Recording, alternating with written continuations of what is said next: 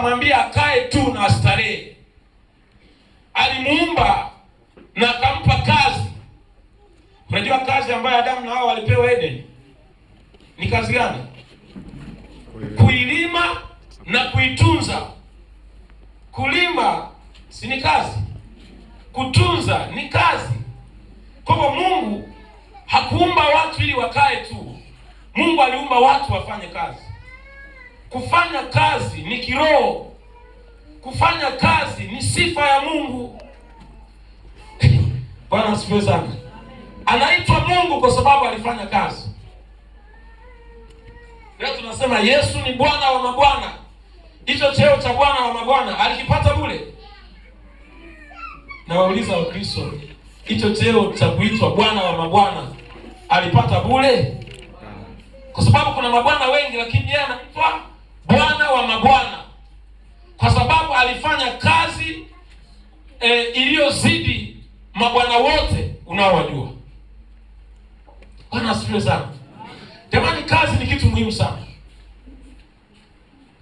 Baba, kama una kazi, amani haiko. Hakuna furaha ya nyumba kama hakuna kazi. Kwa kazi ni kitu muhimu sana. Nataka uelewe. Unasikia wengine anaitwa dokta. Hawa watu madokta wanaotibu watu. Kuna wengine anajulikana tu kwa dokta, hata jina lake hajui. Hata ukimuuliza huyu anaitwa nani? Dokta. Lakini dokta sio jina lake. Dokta ni jina la kazi, si ndio? Bwana asifiwe sana. Lakini dokta ndio limekuwa kubwa. Kama anaitwa John kuliko jina lake John, anaitwa dokta. Kama ni wakili, mawakili wao wakasema ukituita tu wakili haitoshi, lazima uongezee msomi. Wakili msomi, hapo ndio utakuwa umempa heshima. Bwana asifiwe sana. Kwa sababu anahisi yeye amefanya kazi kubwa sana kuliko wengine, kwa lazima uongezee neno zaidi pale mbele. Kazi. Jamani, kazi ni muhimu. Na Biblia inatuambia kwenye kila kazi kuna faida. Hakuna kazi isiyo na faida. Kila kazi unayoifanya iko na faida ndani yake. Kwa hakuna asiyetaka faida kwenye maisha. Kwa kama unataka faida, ni lazima ufanye kazi. Fanya kazi upate faida. Kwa sababu Biblia imeagiza kwenye kila kazi kuna faida. Na hapa tunazungumzia kazi njema. Maana unaweza ukafanya kazi ikakusababishia mauti. Mauti sio faida.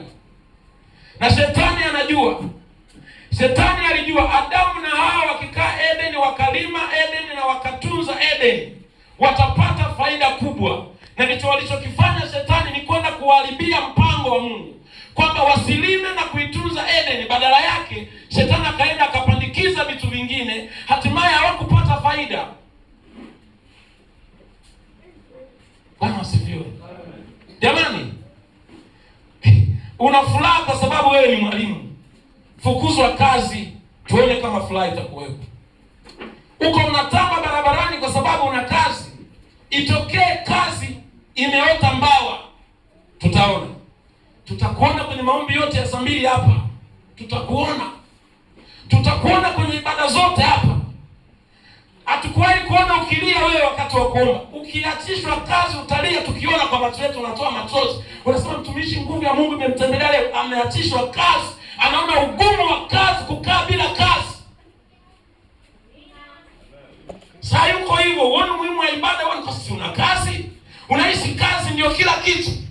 Kazi ni kila kitu, lakini si kazi bila Mungu. Kwa sababu si wote wenye kazi wamepata faida. Kuna watu wana kazi lakini ni walevi wa kutupwa. Kuna watu wana kazi lakini hawafai, hawana sifa njema katika jamii. Kwa si tu kazi, lakini kazi yenye Mungu ndani yake. Hiyo ndio kazi yenye faida. Kazi yenye faida ni ile ambayo inakupa wewe heshima, inaipa familia yako heshima, lakini inaipa kazi ya Mungu heshima. Yaani kazi yako inamfanya Mungu atukuzwe kwa kupitia kazi yako. Kazi. Sisi ni kwa lugha yetu nielewe vizuri. Yaani kuna hapa anakaa kwa mjomba na kashangaza, hawajui umuhimu wa kazi. Yuko kwa mdogo, hajui umuhimu wa kazi. Siku ukianza kujitegemea, umeletewa notes ya chumba kama unatakiwa kulipa kodi na una kodi na una kazi, ndio utajua umuhimu wa kazi. Na sasa hivi uko unachezea kazi kwa sababu hujajua madhara au gharama ya kukaa bila kazi, hujui, na ndio sababu unachezea kazi. Bwana asifiwe. Na tukizungumza kazi, tunamaanisha kazi hizi za mikono, lakini pia tunamaanisha kazi za kiroho. Na mimi nawauliza Wakristo mnijibu. Kuhubiri ni kazi, sio kazi? Kuomba ni kazi, sio kazi? Kuimba ni kazi, sio kazi?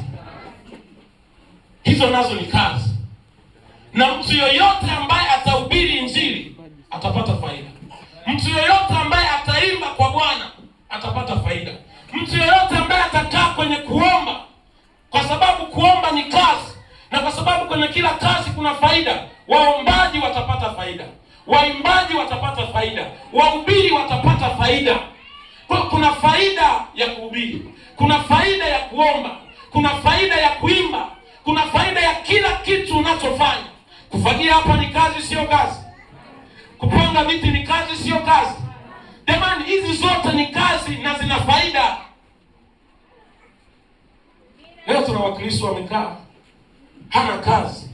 Siku moja tulikuwa kwenye maombi nikashangaa. Kwa sababu wewe ni kijana wa kiume, huna kiwanja, huna mke, huna mtoto, huna gari. Yaani hivyo vitu vyote unatazamia kuwa navyo na ufanyi kazi, huombi, huimbi, humtafuti Mungu, hufanyi chochote, utavipataje? Bwana asifiwe.